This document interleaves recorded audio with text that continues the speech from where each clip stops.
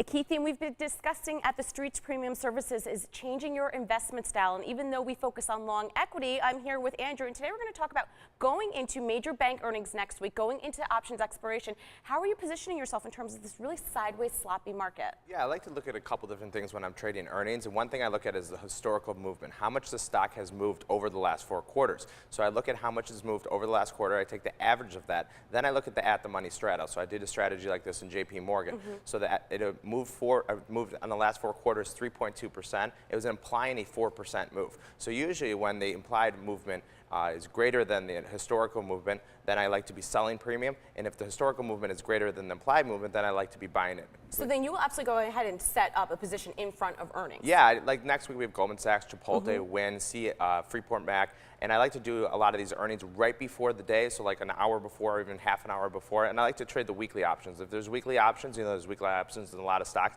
Some stocks don't have weekly options, but July expiration is next Friday, so I will play the catalyst. I don't want to play the stock market when I'm trading earnings. I want to play just the catalyst, but I look at historical versus the implied movement, and I also look at the measure move target. I look to see how much the stock can move based on the at-the-money straddle, the call the price and the put price, and I add those together, and I look to see how much the stock can move on earnings, and then I look at the chart to see if I think it's going to go up or down, and I look at the measured move target. Okay, so Apple, everyone wants to know what you're thinking in front of the earnings there. We just did a webinar on it on Wednesday with options profits, action alerts plus, and stocks under 10, and the way I positioned it was looking going into a September call spread actually, because I'm looking to get beyond earnings. I want to capture that back to school bid and some product speculation, but just focusing on options going into earnings alone. What were you looking at there? Well, I haven't traded anything in Apple for earnings yet. I will put something on right before the earnings, say, like I said, half an hour before the earnings, and most likely I'll be looking to do a call fly.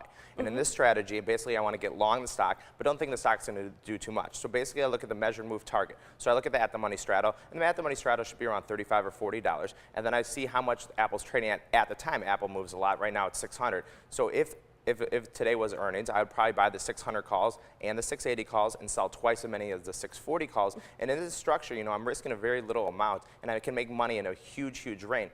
Last time on earnings, I did a call fly in Apple for earnings. I did the 575, 605, 635 call fly. It's a $30 call fly. I put it on for $5. It ended up going out worth $28. So I got 6 times my money. So I like these call flies and put flies using the measured move target that we just talked about for earnings. And finally, just to wrap up, what's your opinion on the market overall with Q3? Do you expect some more sideways, sloppy action? Yeah, we've been really sloppy. You know, we were down 6 straight days, and today we got a rip roar higher. You know, I think that we're going to get more sideways action, like you just said. You know, I'd be looking to sell, you know, rallies above this 1360 level in the S&P 500 futures. But under 1300, I don't think we're going to get it under there. And we usually rally up until election time. Election time should be very important, but I expect more sloppy sideways action, just like you just talked about. Okay, thank you, Andrew. Catch more of Andrew and the virtual trading room on KeyInOnTheMarket.com.